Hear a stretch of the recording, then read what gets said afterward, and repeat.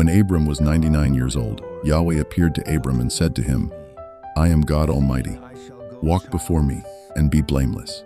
I will make my covenant between me and you, and will multiply you exceedingly. Abram fell on his face. God talked with him, saying, As for me, behold, my covenant is with you. You will be the father of a multitude of nations. Your name will no more be called Abram, but your name will be Abraham. For I have made you the father of a multitude of nations. I will make you exceedingly fruitful, and I will make nations of you. Kings will come out of you. I will establish my covenant between me and you and your offspring after you, throughout their generations, for an everlasting covenant, to be a God to you and to your offspring after you. I will give to you and to your offspring after you the land where you are traveling, all the land of Canaan, for an everlasting possession. I will be their God. God said to Abraham, As for you, you shall keep my covenant, you and your offspring after you, throughout their generations. This is my covenant, which you shall keep, between me and you and your offspring after you. Every male among you shall be circumcised. You shall be circumcised in the flesh of your foreskin. It will be a token of the covenant between me and you. He who is 8 days old shall be circumcised among you, every male throughout your generations. He who is born in the house, or bought with money from any foreigner who is not of your offspring. He who is born in your house, and he who is bought with your money, must be circumcised.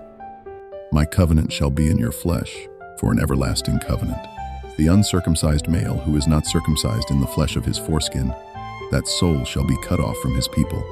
He has broken my covenant. God said to Abraham, As for Sarai your wife, you shall not call her name Sarai, but her name shall be Sarah. I will bless her, and moreover, I will give you a son by her. Yes, I will bless her, and she will be a mother of nations. Kings of peoples will come from her. Then Abraham fell on his face and laughed, and said in his heart, Will a child be born to him who is 100 years old? Will Sarah, who is 90 years old, give birth? Abraham said to God, Oh, that Ishmael might live before you. God said, No, but Sarah, your wife, will bear you a son. You shall call his name Isaac. I will establish my covenant with him for an everlasting covenant for his offspring after him. As for Ishmael, I have heard you. Behold, I have blessed him, and will make him fruitful, and will multiply him exceedingly. He will become the father of 12 princes, and I will make him a great nation. But I will establish my covenant with Isaac, whom Sarah will bear to you at this set time next year. When he finished talking with him, God went up from Abraham. Abraham took Ishmael his son, all who were born in his house, and all who were bought with his money, every male among the men of Abraham's house, and circumcised the flesh of their foreskin in the same day, as God had said to him. Abraham was 99 years old when he was circumcised in the flesh of his foreskin. Ishmael, his son, was 13 years old when he was circumcised in the flesh of his foreskin. In the same day, both Abraham and Ishmael, his son, were circumcised. All the men of his house, those born in the house, and those bought with money from a foreigner, were circumcised with him. Yahweh appeared to him by the oaks of Mamre, as he sat in the tent door in the heat of the day.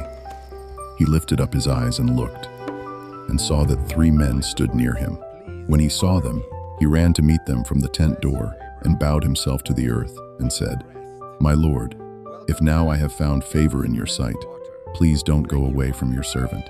Now let a little water be fetched, wash your feet, and rest yourselves under the tree. I will get a piece of bread, so you can refresh your heart. After that, you may go your way, now that you have come to your servant. They said, Very well, do as you have said. Abraham hurried into the tent to Sarah, and said, Quickly prepare 3 seahs of fine meal, knead it, and make cakes. Abraham ran to the herd, and fetched a tender and good calf, and gave it to the servant. He hurried to dress it. He took butter, milk, and the calf which he had dressed, and set it before them. He stood by them under the tree, and they ate. They asked him, Where is Sarah, your wife? He said, There, in the tent. He said, I will certainly return to you at about this time next year, and behold, Sarah your wife will have a son. Sarah heard in the tent door, which was behind him. Now Abraham and Sarah were old, well advanced in age. Sarah had passed the age of childbearing. Sarah laughed within herself, saying, "After I have grown old, will I have pleasure, my Lord being old also?" Yahweh said to Abraham, "Why did Sarah laugh, saying, 'Will I really bear a child when I am old?' Is anything too hard for Yahweh? At the set time I will return to you, when the season comes around, and Sarah will have a son." Then Sarah denied it, saying, "I didn't laugh," for she was afraid. He said, "No, but you did laugh." The men rose up from there and looked toward Sodom. Abraham went with them to see them on their way. Yahweh said, "Will I hide from Abraham what I do? Since Abraham will surely become a great and mighty nation, and all the nations of the earth will be blessed in him. For I have known him, to the end that he may command his children and his household after him, that they may keep the way of Yahweh, to do righteousness and justice, to the end that Yahweh may bring on Abraham that which he has spoken of him." Yahweh said, "Because the cry of Sodom and Gomorrah is great, and because their sin is very grievous, I will go down now, and see whether their deeds are as bad as the reports which have come to me. If not, I will know." The men turned from there and went toward Sodom, but Abraham stood yet before Yahweh. Abraham came near and said, "Will you consume the righteous with the wicked? What if there are 50 righteous within the city? Will you consume and not spare the place for the 50 righteous who are in it? May it be far from you to do things like that, to kill the righteous with the wicked, so that the righteous should be like the wicked. May that be far from you. Shouldn't the judge of all the earth do right?" Yahweh said, "If I find in Sodom 50 righteous within the city, then I will spare the whole place for their sake." Abraham answered, "See now, I have taken it on myself to speak to the Lord, although I am dust and ashes. What if there will lack 5 of the 50 righteous? Will you destroy all the city for lack of 5? He said, "I will not destroy it if I find 45 there." He spoke to him yet again and said, "What if there are 40 found there?" He said, "I will not do it for the 40's sake." He said, "Oh, don't let the Lord be angry, and I will speak.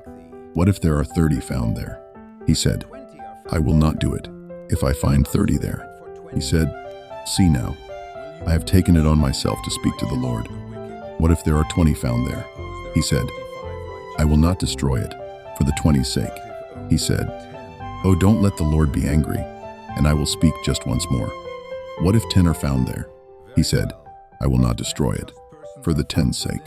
Yahweh went his way as soon as he had finished communing with Abraham, and Abraham returned to his place. The 2 angels came to Sodom at evening. Lot sat in the gate of Sodom. Lot saw them and rose up to meet them. He bowed himself with his face to the earth, and he said, "See now, my lords, please come into your servant's house. Stay all night, wash your feet, and you can rise up early and go on your way." They said, "No, but we will stay in the street all night."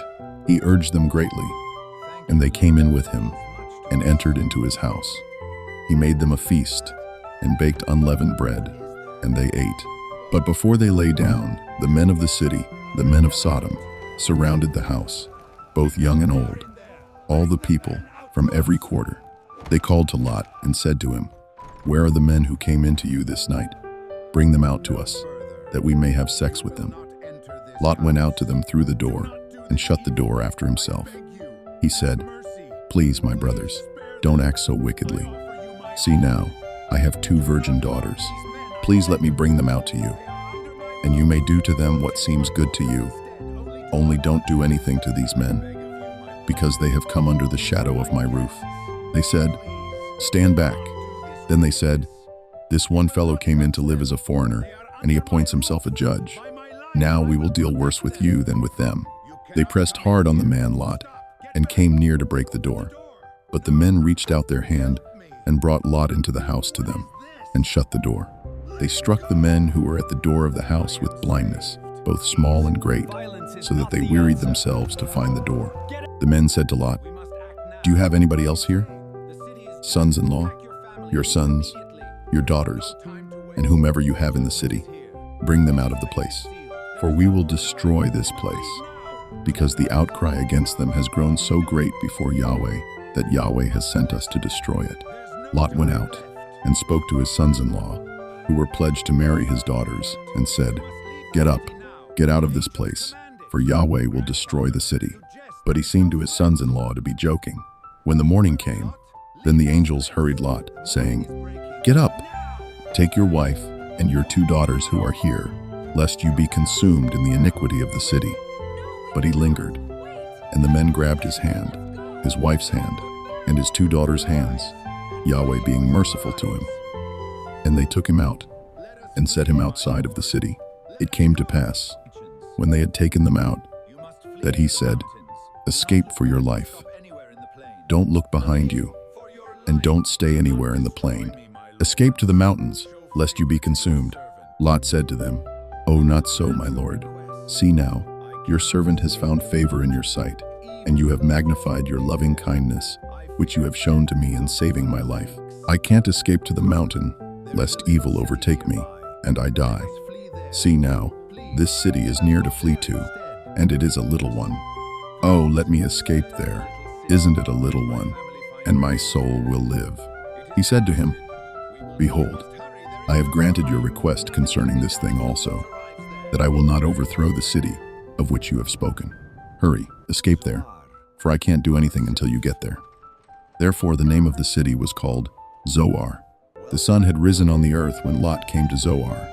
Then Yahweh rained on Sodom and on Gomorrah, sulfur and fire from Yahweh out of the sky.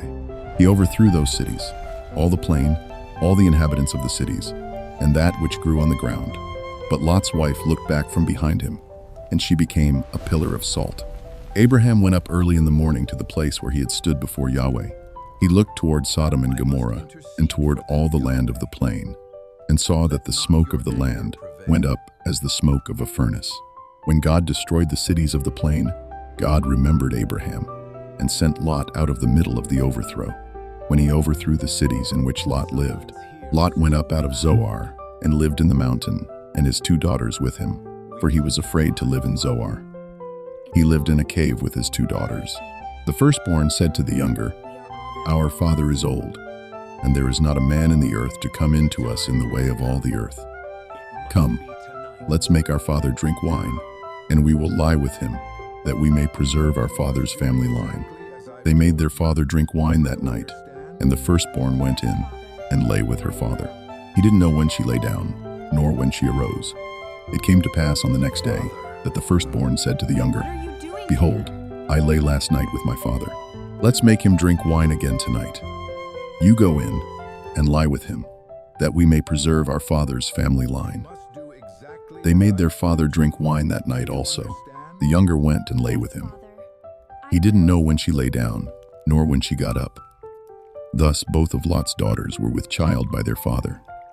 The firstborn bore a son, and named him Moab. He is the father of the Moabites to this day. The younger also bore a son, and called his name Ben-Ami. He is the father of the children of Ammon to this day. Abraham traveled from there toward the land of the south, and lived between Kadesh and Shur. He lived as a foreigner in Gerar. Abraham said about Sarah, his wife, "She is my sister." Abimelech, king of Gerar, sent and took Sarah.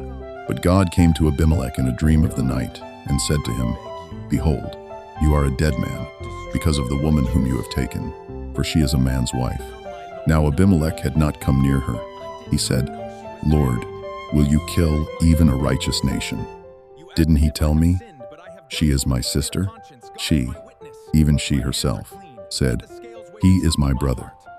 I have done this in the integrity of my heart and the innocence of my hands. God said to him in the dream, "Yes, I know that in the integrity of your heart you have done this, and I also withheld you from sinning against me. Therefore, I didn't allow you to touch her. Now therefore, restore the man's wife, for he is a prophet, and he will pray for you, and you will live. If you don't restore her, know for sure that you will die, you and all who are yours." Abimelech rose early in the morning and called all his servants and told all these things in their ear. The men were very scared. Then Abimelech called Abraham and said to him, "What have you done to us? How have I sinned against you, that you have brought on me and on my kingdom a great sin? You have done deeds to me that ought not to be done." Abimelech said to Abraham, What did you see, that you have done this thing?" Abraham said, "Because I thought, surely the fear of God is not in this place. They will kill me for my wife's sake. Besides, she is indeed my sister, the daughter of my father, but not the daughter of my mother. And she became my wife. When God caused me to wander from my father's house, I said to her, 'This is your kindness, which you shall show to me. Everywhere that we go, say of me, he is my brother.'" Abimelech took sheep and cattle, male servants and female servants, and gave them to Abraham, and restored Sarah, his wife, to him. Abimelech said, "Behold, my land is before you. Dwell where it pleases you." To Sarah he said, "Behold, I have given your brother 1,000 pieces of silver. Behold, it is for you a covering of the eyes to all that are with you. In front of all you are vindicated." Abraham prayed to God. So God healed Abimelech, his wife, and his female servants, and they bore children. For Yahweh had closed up tight all the wombs of the house of Abimelech because of Sarah, Abraham's wife.